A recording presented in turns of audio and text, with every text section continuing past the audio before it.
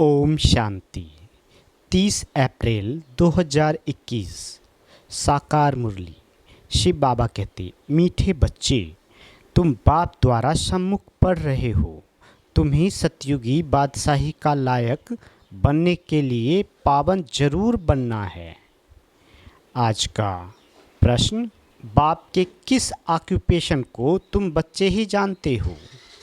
उत्तर, तुम जानते हो कि हमारा बाप भी है, टीचर और सतगुरु भी है। बाप कल्प के संगम युग पर आते हैं, पुरानी दुनिया को नया बनाने, एक आदि सनातन धर्म की स्थापना करने। बाप अभी हम बच्चों को मनुष्य से देवता बनाने के लिए पढ़ा रहे हैं। ये ऑक्यूपेशन हम बच्चों के सिवाय और कोई नहीं जानता। आज का गीत, भोलेनाथ से निराला और कोई नहीं। ओम शांति। बाबा कहते, ओम शांति का अर्थ तो बच्चों को बार बार समझाया है। ओम माना मैं आत्मा हूँ और मेरा यह शरीर है। शरीर भी कह सकता है कि मेरी यह आत्मा है। जैसे शिव बाबा कहते हैं, तुम मेरे हो। बच्चे कहते हैं, बाबा आप हमारे हो। वैसे आत्मा भी कहती है, मेरा शरीर। शरीर कहेगा, मेरी आत्मा। बाबा कहते, अभी आत्मा जानती है मैं अविनाशी हूँ। आत्मा बगैर शरीर कुछ कर ना सके। शरीर तो है, कहते हैं मेरी आत्मा को तकलीफ़ न देना।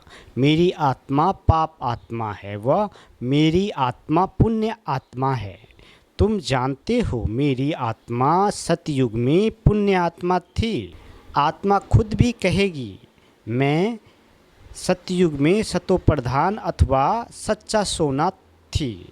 सोना है नहीं, यह एक मिसाल दिया जाता है। हमारी आत्मा पवित्र थी, गोल्डन एज थी। अभी तो कहते हैं इम्प्योर हूँ। दुनिया वाले ये नहीं जानते। तुमको तो श्रीमत मिलती है, तुम अब जानते हो। हमारी आत्मा सतो प्रधान थी, अब तमो प्रधान बनी है। हर एक चीज़ ऐसे होती है। बाल, युवा, वृद्ध अवस्था, हर चीज़ नए से पुरानी जरूर होती है। दुनिया भी पहले गोल्डन एज सतो प्रधान थी, फिर तमो प्रधान आयरन एज है। तब ही दुखी है। बाबा कहते, सतो प्रधान माना सुधरी हुई, तमो प्रधान माना बिगड़ी हुई। गीत में भी कहते हैं, बिगड़ी को बनाने वाले। पुरानी दुनिया बिगड़ी हुई है क्योंकि रावण राज है और सभी पतित है। सतयुग में सब पावन थे, उनको न्यू वॉइसलेस वर्ल्ड कहा जाता है। यह है गोल्डन विशेष वर्ल्ड। अब कलयुग आयरन एज है। ये सब बातें कोई स्कूल कॉलेज में नहीं पढ़ाई जाती है। बाबा कहते, भगवान आकर पढ़ाते हैं और राजयोग सिखाते हैं। गीता में लिखा हुआ है, भगवान वाच श्रीमत भगवत गीता। श्रीमत माना श्रेष्ठ मत। श्रेष्ठ ते श्रेष्ठ, ऊंच ते ऊंच भगवान है। उनका नाम एक्यूरेट शिव है। रुद्र जयंती व रुद्ररात्रि कभी नहीं सुना होगा। शिवरात्रि कहती हैं। शिव तो निराकार है। अब निराकार की रात्रि व जयंती कैसे मनाई जाए?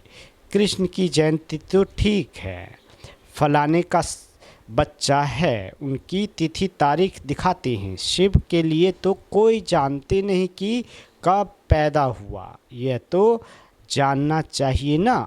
अब तुमको समझ मिली है कि श्री कृष्ण ने सतयुग आदि में कैसे जन्म लिया। तुम कहेंगे उनको तो 5000 वर्ष हुए हैं। वह भी कहते हैं क्राइस्ट से 3000 वर्ष पहले भारत पैराडाइज था। इस्लामियों के आगे चंद्रवंशी, उनके आगे सूर्यवंशी थे। शास्त्रों में सतयुग को लाखों वर्ष दे दिए हैं। गीता है मुख्य, गीता से ही देवी देवता धर्म स्थापन हुआ। वह सतयुग त्रेता तक चला, अर्थात गीता शास्त्र से आदि सनातन देवी देवता धर्म की स्थापना परम पिता परमात्मा ने की। फिर तो आधा कल्प न कोई शास्त्र हुआ न कोई धर्म स्थापक हुआ। बाप ने आकर ब्राह्मणों को देवता क्षत्रिय बनाया। गोया बाप 3 धर्म स्थापन करते हैं। यह है लीप धर्म, इनकी आयु थोड़ी रहती है।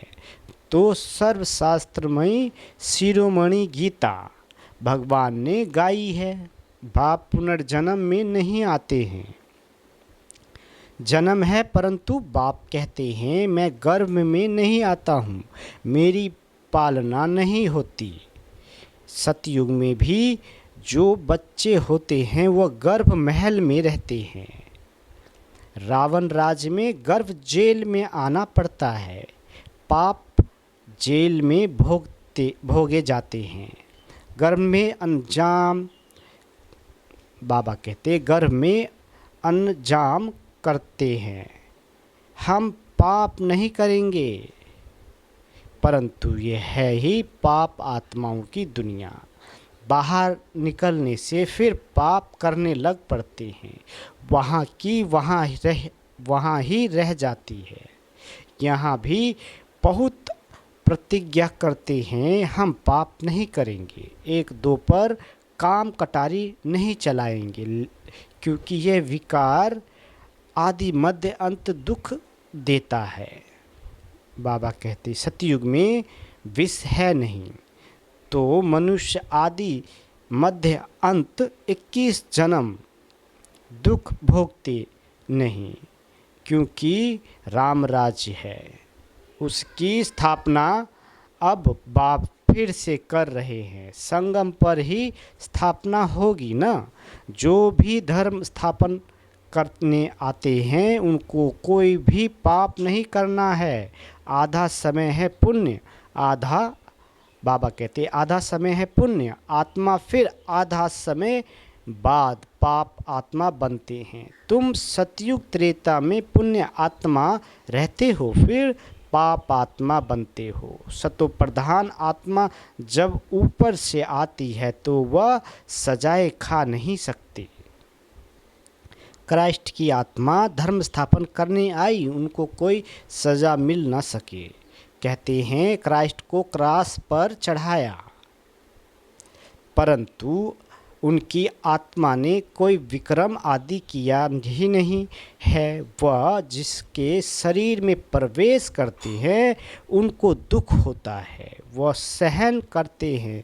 जैसे इसमें बाबा आते हैं वह तो है ही सतो प्रधान। कोई भी दुख तकलीफ इनकी आत्मा को होता है, शिव बाबा को नहीं होता है। वह तो सदैव सुख शांति में रहते हैं, एवर सतो प्रधान हैं, परंतु आते तो इस पुरानी शरीर में है ना। वैसे क्राइस्ट की आत्मा ने जिसमें प्रवेश किया उस शरीर को दुख हो सकता है। क्राइस्ट की आत्मा दुख नहीं भोग सकती, क्योंकि सतो रजो तमो में आती है। नई आत्माएं आती भी तो है ना, उनको पहले जरूर सुख भोगना पड़े, दुख भोग नहीं सकती। लॉ नहीं कहता, इसमें बाबा बैठते हैं।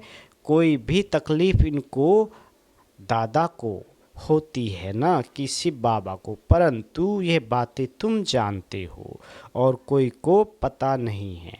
बाबा कहते ये सब राज अभी बाप बैठ समझाते हैं। इस सहज राजयोग से ही स्थापना हुई थी। फिर भक्ति मार्ग में यही बातें गाई जाती है। इस संगम पर जो कुछ होता है वह गाया जाता है। भक्ति मार्ग शुरू होता है तो फिर शिव बाबा की पूजा होती है। पहले पहले भक्ति कौन करता है? वही लक्ष्मी नारायण जब राज करते थे तो पूज्य थे, फिर वाम मार्ग में आ जाते हैं तो फिर पूज्य से पुजारी बन जाते हैं। बाप समझाते हैं, तुम बच्चों को पहले पहले बुद्धि में आना चाहिए कि निराकार परम पिता परमात्मा इन द्वारा हमको पढ़ाते हैं। ऐसी और कोई जगह सारे वर्ल्ड में हो ना सके जहाँ ऐसी समझाते हो। बाप ही आकर भारत को फिर से स्वर्ग का वर्षा देते हैं। त्रिमूर्ति के नीचे लिखा हुआ है, deity world sovereignty is your godfatherly birth right. Shiv Baba आकर तुम बच्चों को स्वर्ग की बादशाही का वर्षा दे रहे हैं, लायक बना रहे हैं। तुम जानते हो बाबा हमको लायक बना रहे हैं। हम पतित थे ना, पावन बन जाएंगे, फिर यह शरीर नहीं रहेगा। रावण द्वारा हम पतित बने हैं, फिर परमपिता परमात्मा पावन बनाए, पावन दुनिया का मालिक बनाते हैं। वही ज्ञान का सागर पतित पावन है। यह निराकार बाबा हमको पढ़ा रहे हैं। सब तो इकट्ठा नहीं पढ़ सकते, सम्मुख तुम थोड़े बैठे हो, बाकी सब बच्चे जानते हैं। अभी शिव बाबा ब्रह्मा के तन में बैठा सृष्टि के आदि मध्य अंत का नॉलेज सुनाते होंगे। वह मुरली लिखत द्वारा आएगी और सत्संगों में ऐसा थोड़े ही समझेंगे। आजकल टेप मशीन भी निकली है, इसलिए भर कर भेज देता है।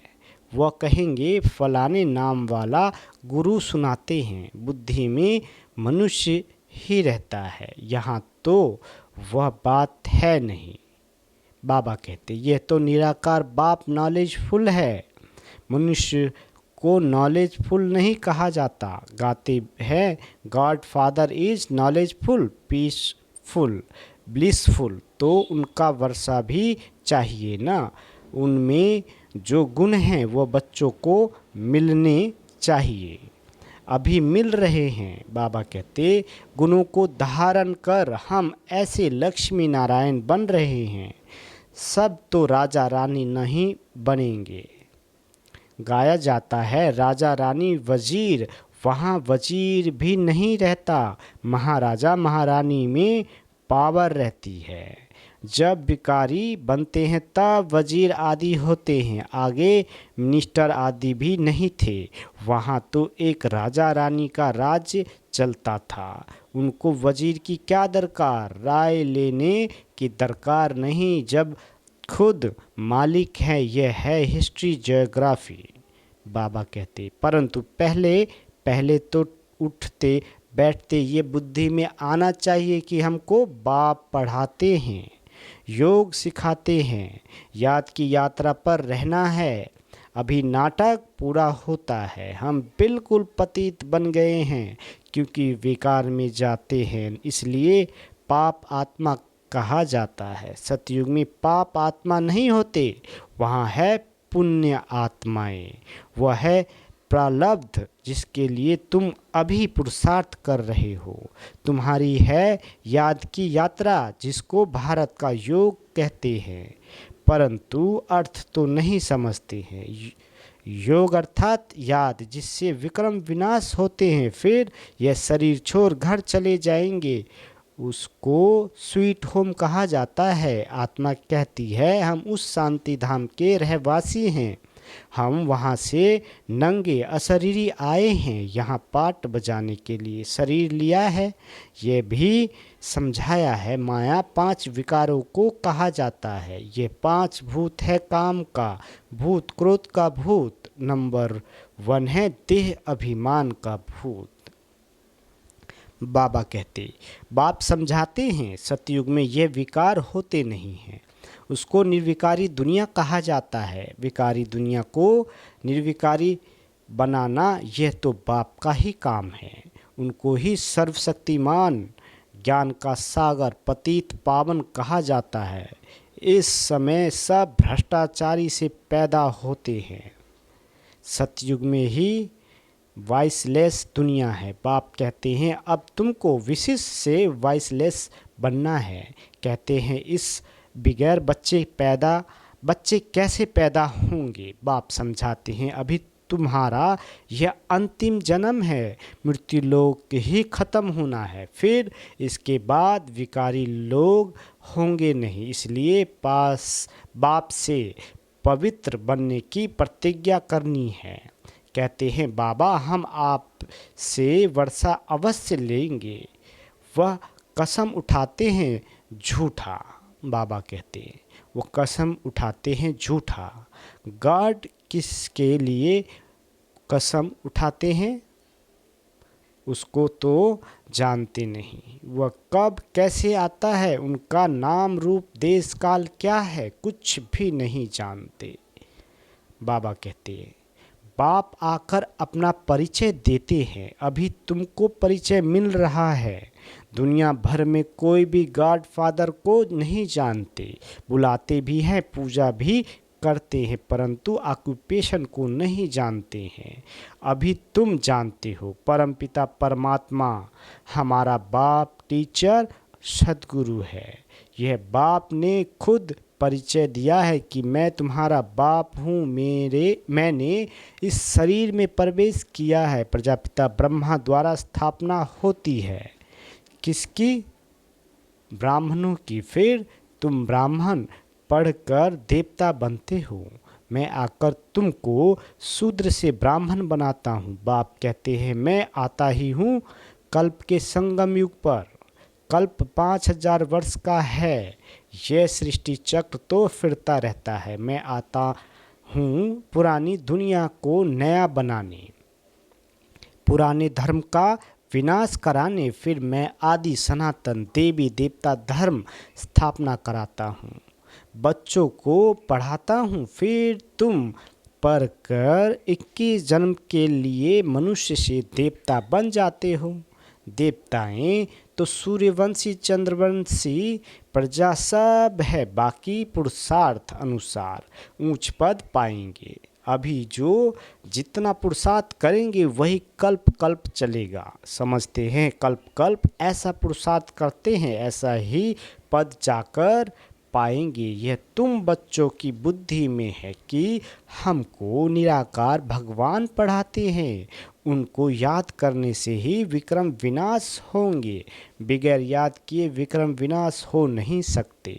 मनुष्य को ये भी पता नहीं कि हम कितने जन्म लेते हैं। शास्त्रों में कोई ने गपोड़ा लगा दिया है 84 लाख जन्म। अभी तुम जानते हो 84 जन्म है, यह अंत का जन्म है। फिर हमको स्वर्ग में जाना है। पहले मूल वतन में जाकर फिर स्वर्ग में आएंगे। अच्छा, मीठे मीठे स्किल दे बच्चों प्रति माता पिता बाप दादा का याद प्यार और गुड मॉर्निंग। रूहानी बाप की रूहानी बच्चों को नमस्ते। हम रूहानी बच्चों की रूहानी माता पिता बाप दादा को याद प्यार, गुड मॉर्निंग बाबा, गुड मॉर्निंग और नमस्ते। धारणा के लिए मुख्य सार। पहला, बाप से जो पवित्र बनने की प्रतिज्ञा की है उस पर पक्का रहना है। काम क्रोध आदि भूतों पर विजय अवश्य प्राप्त करनी है। दूसरा, चलते फिरते हर कार्य करते पढ़ाने वाले बाप को याद रखना है। अब नाटक पूरा हो रहा है, इसलिए इस अंतिम जन्म में पवित्र जरूर बनना है। शिव बाबा वरदान देते हम बच्चों को, एक लगन, एक भरोसा, एक रस अवस्था द्वारा सदा निर्विघ्न बनने वाले निवारण स्वरूप भव। विस्तार। सदा एक बाप की लगन, बाप के कर्तव्य की लगन में ऐसे मगन रहो जो संसार में कोई भी वस्तु या व्यक्ति है ही भी ये अनुभव ही ना हो। ऐसे एक लगन, एक भरोसे में, एक रस अवस्था में रहने वाले बच्चे सदा निर्विघ्न बन चढ़ती कला का अनुभव करते हैं। वे कारण को परिवर्तन कर निवारण रूप बना देते हैं।